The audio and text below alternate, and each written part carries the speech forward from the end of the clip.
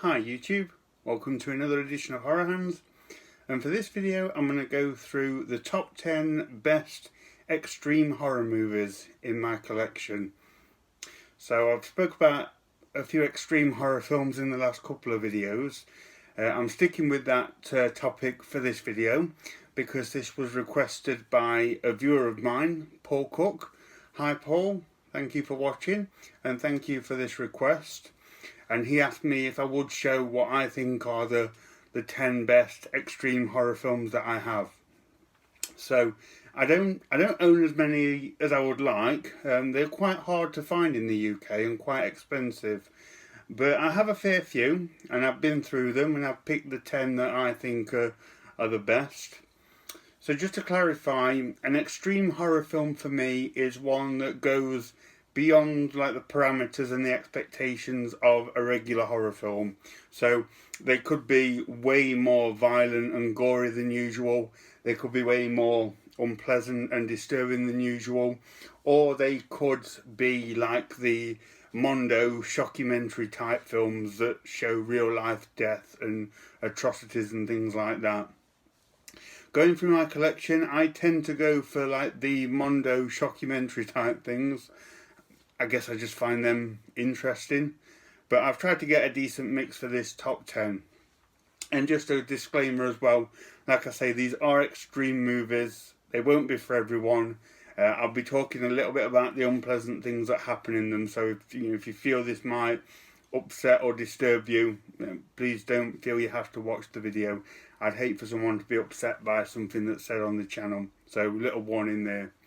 But anyway, we'll get into it. So number 10 is Mondo Cane, or Mondo Cane as I've heard people pronounce it. But this is an Italian film, and this is one of the Mondo shockumentary type films.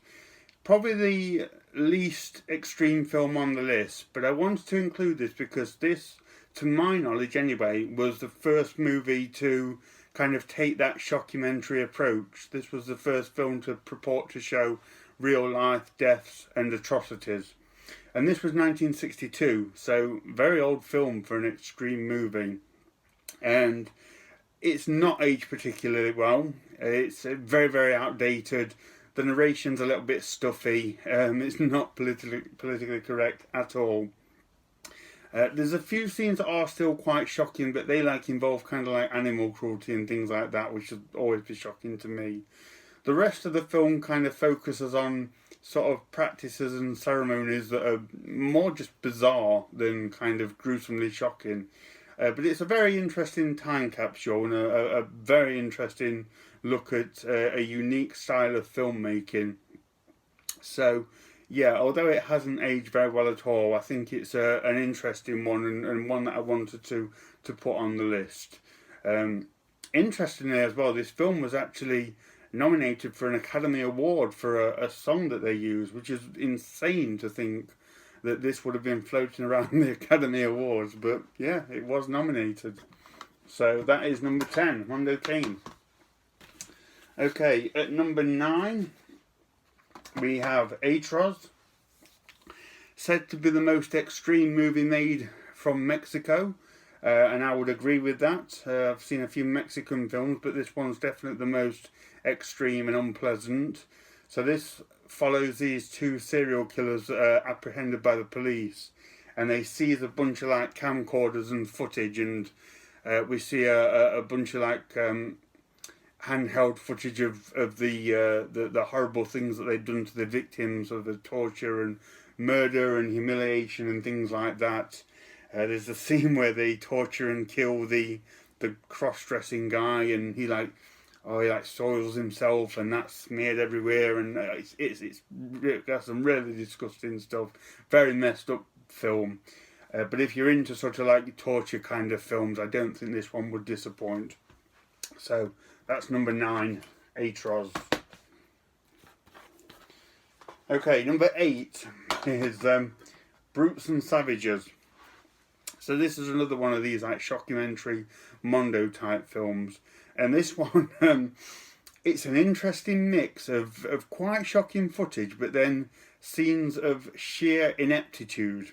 So it's one. It's not a good film, but it's one that I wanted to include because it's an interesting kind of unintentionally funny Mondo film, which there's not many of them out there. This is like an expedition. They go around the jungle and they just witness sort of all this bizarre sort of sacrificial ceremonies and weird practices. It's basically just lots and lots of animal killings, to be honest, with a few weird practices thrown in between. But some of it is so bad and so fake, it's just hilarious. There's a scene where a guy is supposedly eaten by a crocodile, and it's just a guy in a swimming pool holding a plastic crocodile head. It hasn't even got a body, it's just a head, and he's just writhing around in a swimming pool making stupid noises with this obviously fake crocodile head. It is so hilarious, it has to be seen to be believed. So although this is regarded as a terrible film, I just think it's interesting to see one of these kind of movies done ineptly, if you will. So it's worth checking out for that reason alone. But like I say, there are actually still some really gruesome, shocking animal-related scenes, but the rest of it is just so laughable. So that's number 8. Okay, number 7, we have one of 2 of the French extreme horror movies, and we have Irreversible. So this one is famous for the brutal rape scene with Monica Bellucci. So she's assaulted and raped in like this sort of subway tunnel area, and it's a horrifyingly realistic scene with just a static camera showing us what's going on in a scene that seems to take forever. Really, really brutal. But the film itself is very good and very, very clever, and it's a film that kind of goes backwards on itself, kind of like Memento style. And I saw it as quite an arty way for them to say like that things are kind of like irreversible and you can't go back on things that have done, kind of like that. It's a very clever film, and if you can handle that extreme scene, which it really is unpleasant, there is a very clever and very accomplished film at the core here. So definitely wanted to include this one on the list.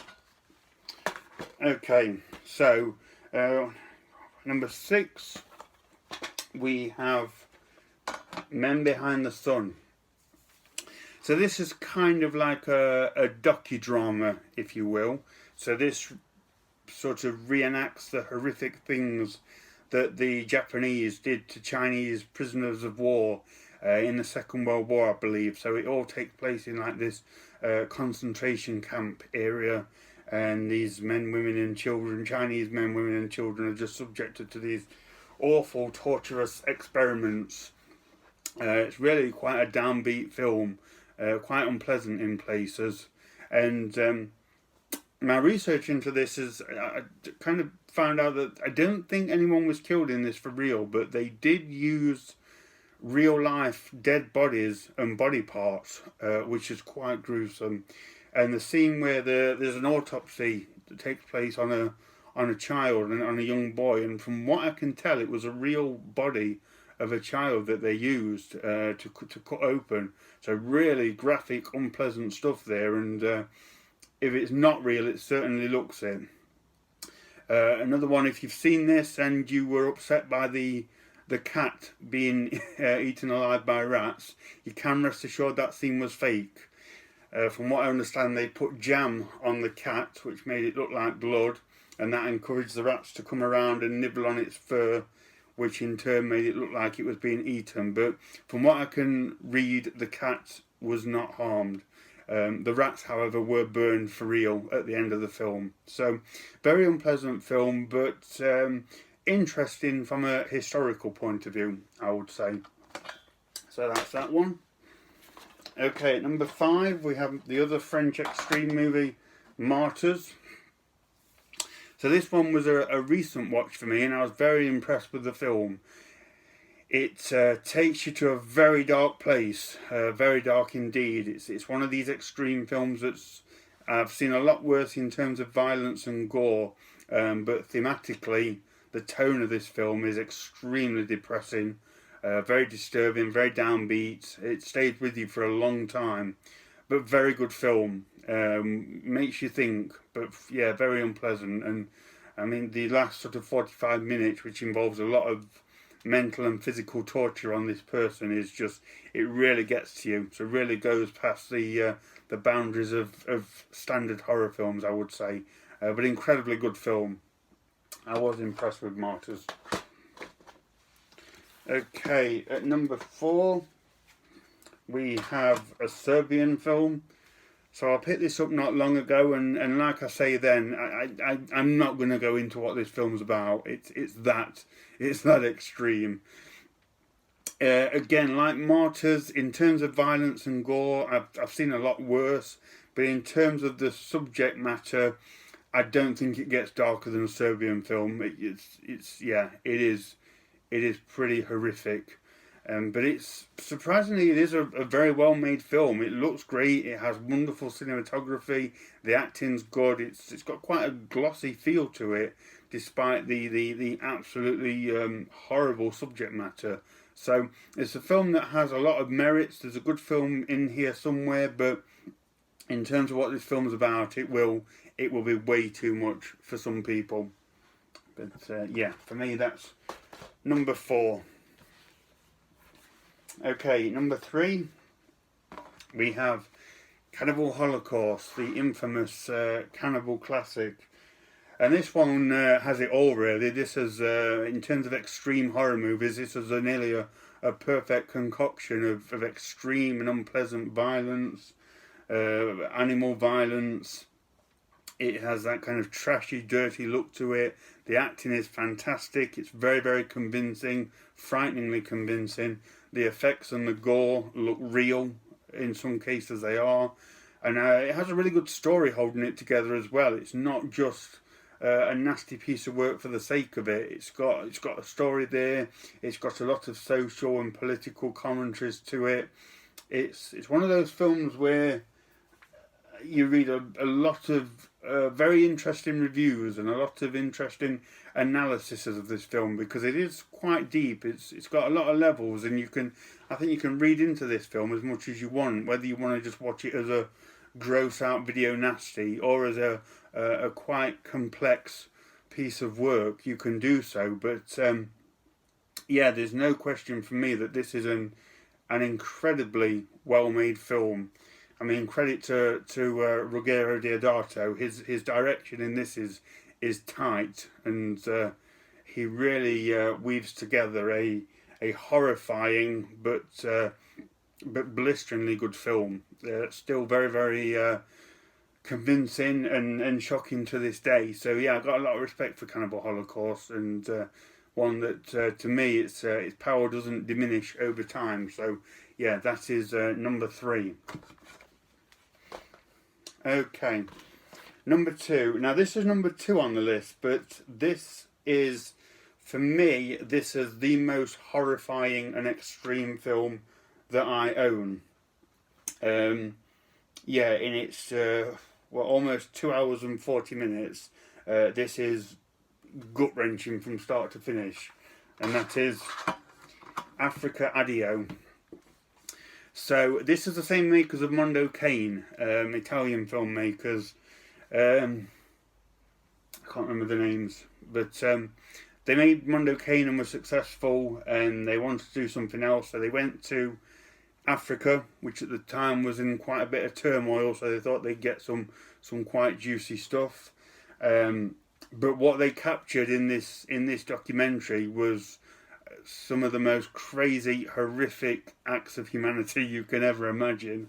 So at the time when this was made in 1966, the British Army were pulling out of Africa.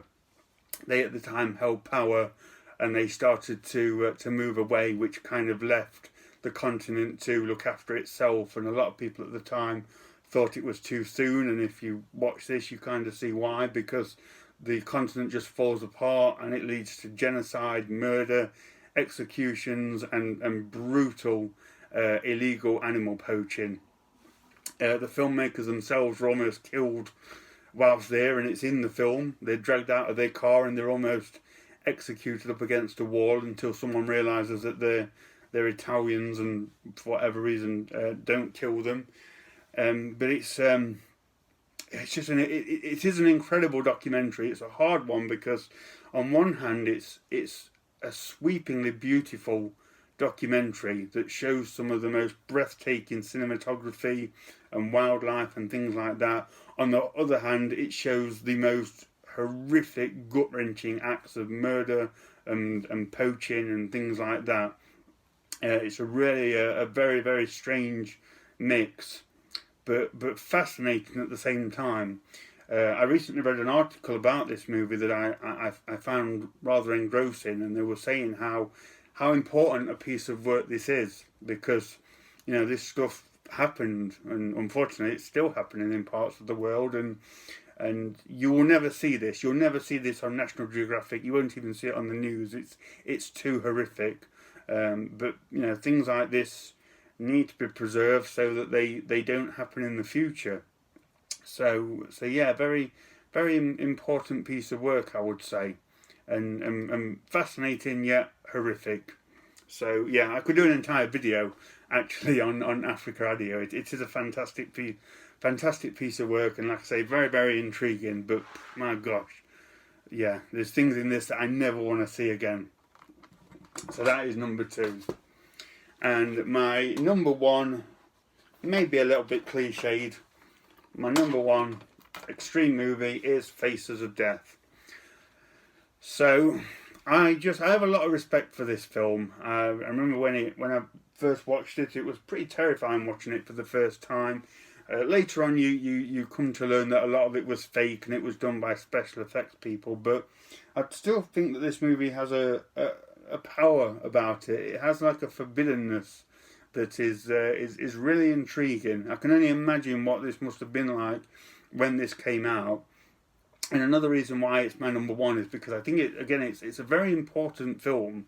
First of all, it's a type of filmmaking that you will never see ever again. But in terms of what this did for horror and kind of like the VHS boom as well, it was an important film for both of those things. I mean, I hear a lot of sort of video store rhetoric where they say they could not keep up with the demand for Faces of Death. Everybody wanted to see it, and it really kind of helped make VHS so popular and start that boom. And yeah, it's just, like I say, it's a film that holds a strange power. Even now, when I've seen it multiple times and it's fake, it's just something about this movie that represents a very dark side of horror. But for what it is, I think it's made very well, and it still holds up today, actually, as being quite shocking, despite, like I say, some of it being fake, which is quite a good accomplishment in and of itself. So that is my personal top favourite extreme horror movies. Let me know what you think of that.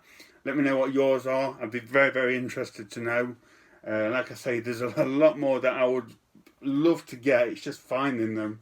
I might as well throw them out. If anyone knows where I can get a copy of the August Underground movies, the Guinea Pig movies, the Traces of Death box set, if anyone knows of any places to get it, let me know. I'll pay good money for those movies. So yeah, a bit of a shameless request there, but yeah, I'd love to add them to the collection. So yeah, those are my 10 movies, guys. Thank you very much for watching, and stay tuned for more videos.